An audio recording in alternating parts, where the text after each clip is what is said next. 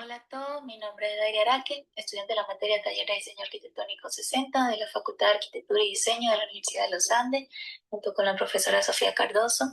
El día de hoy les presentaré el análisis del sitio del Parque Nacional Terepaima, un área protegida ubicada en la región centro-occidental de Venezuela, compartida entre los estados Lara y Portuguesa.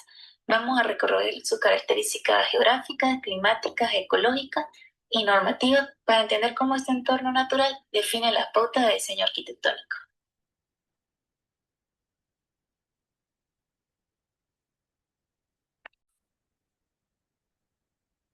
Empecemos por la ubicación. El Parque Nacional Terepaima fue creado el 14 de abril de 1976 mediante el decreto 1519. Su superficie se distribuye entre los municipios Irribarén y Palavecino por el lado larense y el municipio de Araure por la vertiente portuguesa. Tiene una dimensión de 18.650 hectáreas y se localiza en la región centro-occidental de Venezuela. Sus coordenadas de posicionamiento son claves para entender su comportamiento ambiental. Su latitud son 10 grados norte. Esto lo sitúa en la zona intertropical muy cerca del Ecuador. Y su longitud es de 69 grados oeste, en el hemisferio occidental.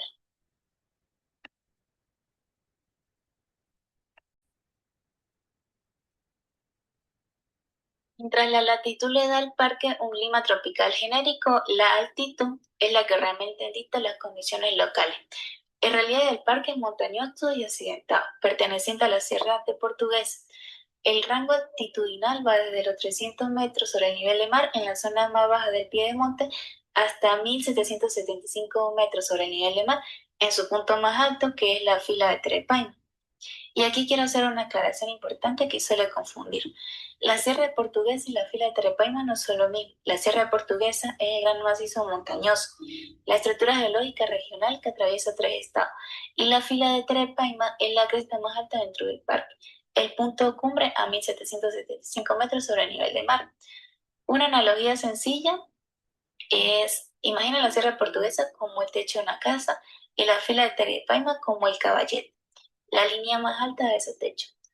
Este gradiente de altitud genera un gradiente térmico vertical, es decir, por cada 100 metros que ascendemos, la temperatura desciende aproximadamente 0,6 grados centígrados.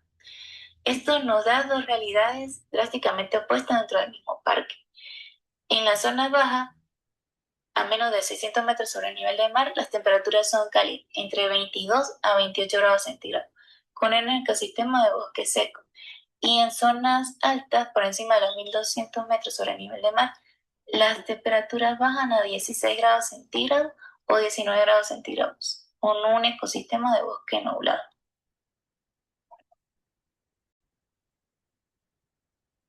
Aquí vemos el perfil topográfico del parque, un corte transversal que recorre aproximadamente 25 a 30 kilómetros desde los valles hasta la cumbre. Este perfil nos divide el territorio en tres grandes zonas de implantación. Los valles y piedemontes de 300 a 800 metros sobre el nivel del mar, las laderas medias de 800 a 1.200 metros sobre el nivel del mar y las laderas altas y cumbres que van desde los 1.200 hasta los 1.775 metros sobre el nivel del mar. Cada una con características particulares.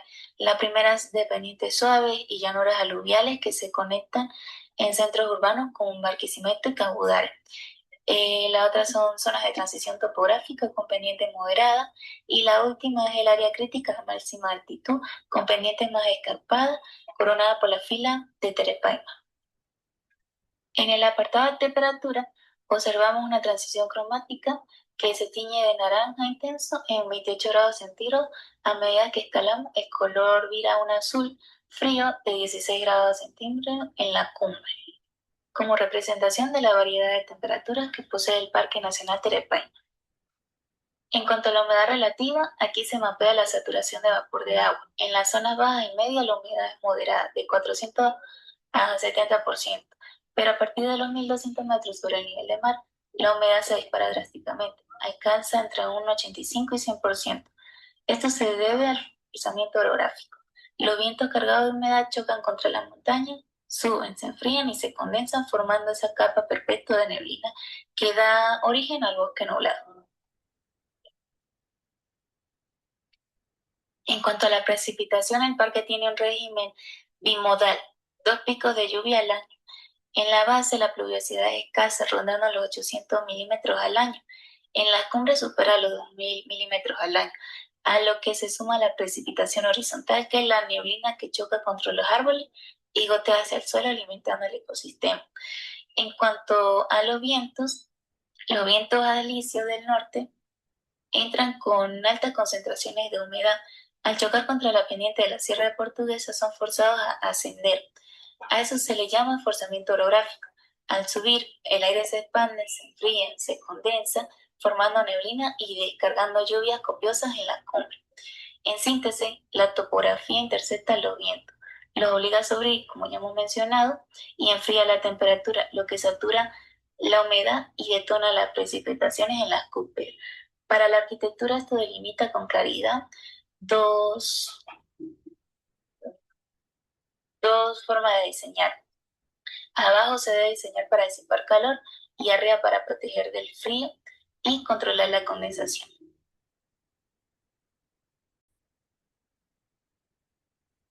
En esta lámina hablaremos sobre insolación. Debido a la latitud de 10 grados norte, en los equinoccios el Sol alcanza un ángulo de 90 grados al mediodía.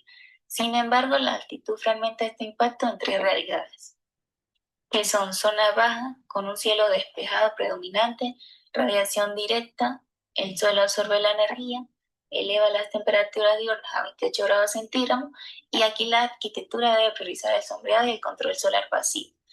Las laderas medianas, con una insolación moderada, regulada por la nubosidad estacional, y donde existe un equilibrio entre ganancia térmica y sombreado natural. Y cumbres y bosque nublado, aquí la neblina es perfecto y actúa como un escudo reflectante.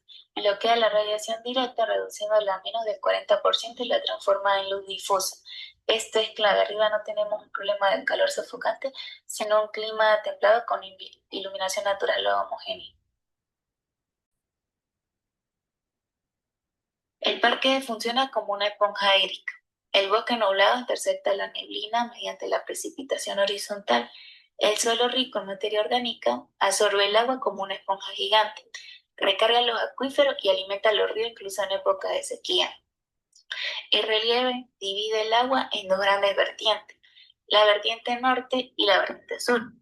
En la vertiente norte, hacia el valle de Barquisimeto, drena hacia la fosa tectónica del Turbio. Sus cursos principales son las quebradas Tabure, La Mata, Guamarice y Agua Blanca. Estas son las fuentes que abastecen de agua potable a lo que es Cabudare y Barquisimeto. La vertiente sur y este hacia la cuenca del río Orinoco. Corren hacia los llanos a través de los ríos Cogede y Sarare. Sus cursos son el río Sarare, el río Amarillo, Quebradas del Altar, La Toma y San José. Son vitales para el riego agrícola y aportan directamente a la gran cuenca del Orinoco. Para hablar de flora y vegetación, es importante recordar que la altitud de los pisos climáticos fragmenta la vegetación en tres ecosistemas adaptativos. Uno, el piso macrotérmico, de zonas bajas menores a 600 metros sobre el nivel del mar, que tiene climas cálidos de 28 grados centígrados e insolación extrema. El paisaje es bosque seco, está dominado por especies xerófilas como el cartón columnar, el cují yaque, que tienen raíces profundas para captar la humedad freática. El segundo es el piso mesotérmico intermedio, que son laderas medias entre 600 a 1200 metros sobre el nivel del mar. Son zonas de transición con bosque semiducio. Tenemos especies como el araguaney y el bucare, cuya densa copa regula el microclima local. Y el piso mesotérmico alto, que son las cumbres mayores a 1200 metros sobre el nivel del mar. Aquí el clima es templado de 16 grados centígrados, con una luz difusa controlada por la neblina perpetua. Bosque nublado. Encontramos especies como los helechos, las bromelias y las orquídeas, que son plantas que crecen sobre las ramas para captar la luz y absorber agua directamente de la neblina. La riqueza vegetal convierte a Terepaima en un refugio vital para la fauna del occidente venezolano. En este parque podemos encontrar mamíferos como el oso frontino, que está en peligro de extinción, el jaguar, aves como el paují de copete de piedra o la guacharaca, y reptiles como la serpiente de cascabel o la mapanare, que su presencia responde más que todo al calor del suelo y por eso se encuentran en la zona baja del Parque Nacional Terepaima.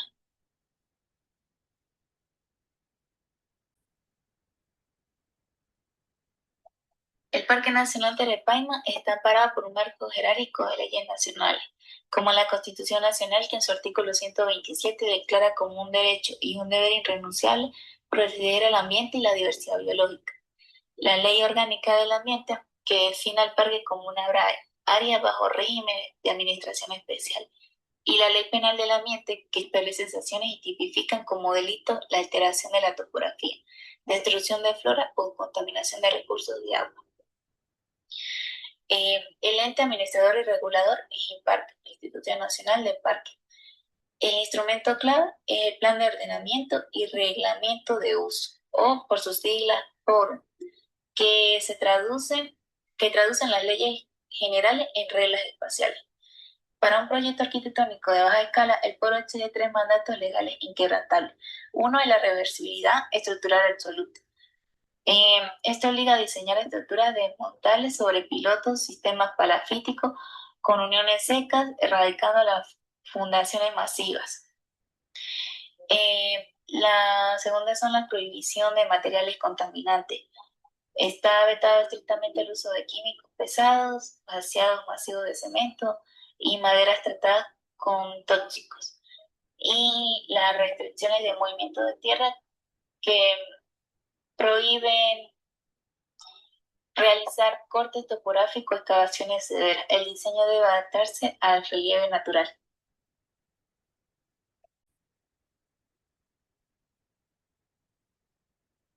El poro fragmenta el territorio del Parque Nacional Terepaima en zona de manejo según su fragilidad ecológica.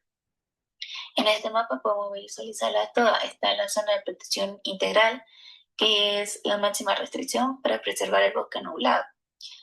Hay total prohibición de infraestructura, solo uso científico. Está la zona primitiva silvestre, que protege áreas en estado salvaje como corredores biológicos. Su acceso es solo a pie, por senderos rudimentarios, sin construcciones de servicio.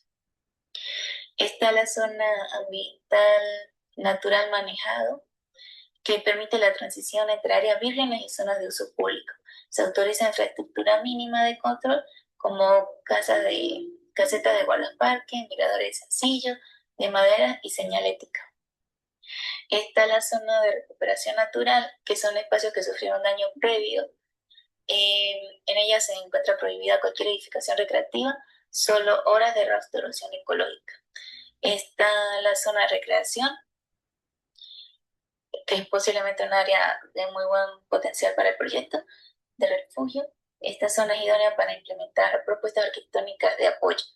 Es decir, el poro permite cafetines, centros de visitantes, módulos de baños ecológicos y área de condiciones.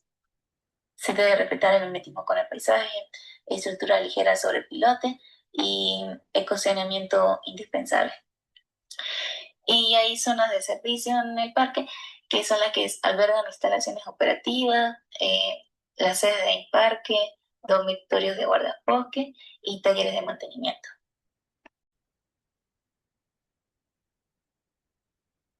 En esta lámina estaremos hablando de este tipo de población, ya que no existe una población interna. Dentro de la poligonal del parque es cero por mandato legal. El suelo tiene uso exclusivo de conservación, recreación y protección hídrica. Por tanto, tenemos a la población flotante, que son los únicos que transitan por el parque y son guardaparques, investigadores, excursionistas y algunos locales. Y población periférica, que esta es la población que representa un mayor desafío para el parque. Tenemos el municipio palavecino de Cabudare, una mayor presión urbana. Tenemos el municipio Iribaré, Barquisimeto, que es el límite norte del parque. Y tenemos el municipio Simón Plana, que es Sarare, que es una población más rural y agrícola.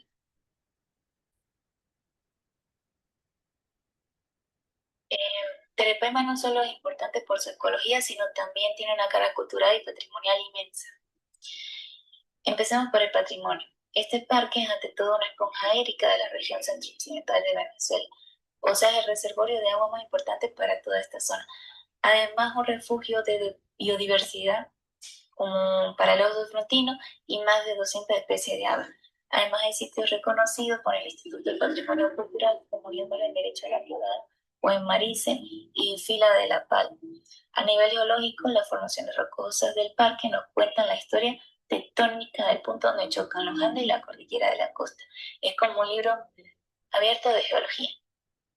Pasando a las tradiciones, todavía se mantiene viva la memoria del cacique Terepaima, un guerrero que defendió el territorio indígena, y luego está la cultura cafetalera en el Piedemonte, donde todavía se cultiva café bajo sombra, una práctica tradicional que respeta el bosque y algo muy curioso para muchos locales es que suben caminando hasta la fila o la cumbre. Es como un acto de purificación, una forma de conexión espiritual con la montaña. Y finalmente las actividades económicas. Aquí hay una regla clara y es que está prohibido cualquier explotación directa de recursos, o sea, nada de extraer madera, minerales ni cacería comercial. Entonces, ¿cuál es el único motor económico permitido? El turismo sustentable. Y aquí es donde nuestro proyecto arquitectónico cobra sentido. La infraestructura que propongamos debe ser la herramienta que permita captar recursos a través de un turismo ordenado que no degrade el activo natural, sino que ponga en valor la arquitectura, se convierta en el soporte, en la plataforma que haga posible ese equilibrio entre conservación y visita.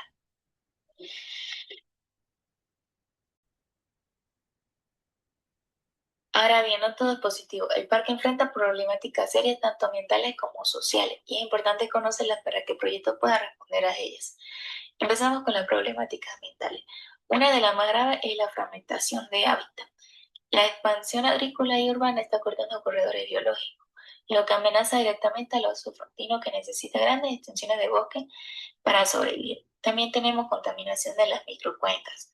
Hay descargas de agua servida, residuos sólidos que están afectando la pureza de las quebradas. Luego están los incendios forestales, que son una amenaza constante, sobre todo en la vertiente norte durante la temporada de sequía. Y por último, la deforestación y erosión. La tala selectiva en los bordes del parque genera sedimentación en los ríos que también aumenta el riesgo de deslave. Y esto se complementa con las problemáticas sociales. Una de las más complejas es la presión urbana incontrolada. Cada vez crecen más asentamientos informales en el límite de la poligonal del parque, sin planificación ni servicio. Luego hay un déficit muy grave de infraestructura de control. Los puestos del guardaparque están completamente deteriorados, literalmente en ruina. Y eso impide hacer las labores de vigilancia, facilitando así las actividades ilegales como la cacería y la extracción de madera. También hay una falta de conciencia ambiental muy marcada. La gente desconoce la normativa y eso se traduce en vandalismo y acumulación de desechos en los senderos. Por último, y no menos importante, es la inseguridad también de los senderos. Eh, en síntesis, el conflicto central que estamos presentando es una degradación justamente de lo que nos da vida. La degradación del parque pone en riesgo el suministro de agua para muchas personas. Y además hay una pérdida de identidad. Mucha gente va a ver la montaña como un terreno vacío y no como patrimonio que es realmente. Por eso el proyecto no puede ser ajeno a estas realidades, tiene que ser parte de la solución. Para cerrar ya, quiero destacar como futuros arquitectos que entender estas variables nos permiten proyectar con responsabilidad, diseñando infraestructura de soporte que no solo se integre y se mimetice con el ambiente, como exige el polo, sino que contribuye a la conservación de este ecosistema crítico para la región centro-occidental de Venezuela.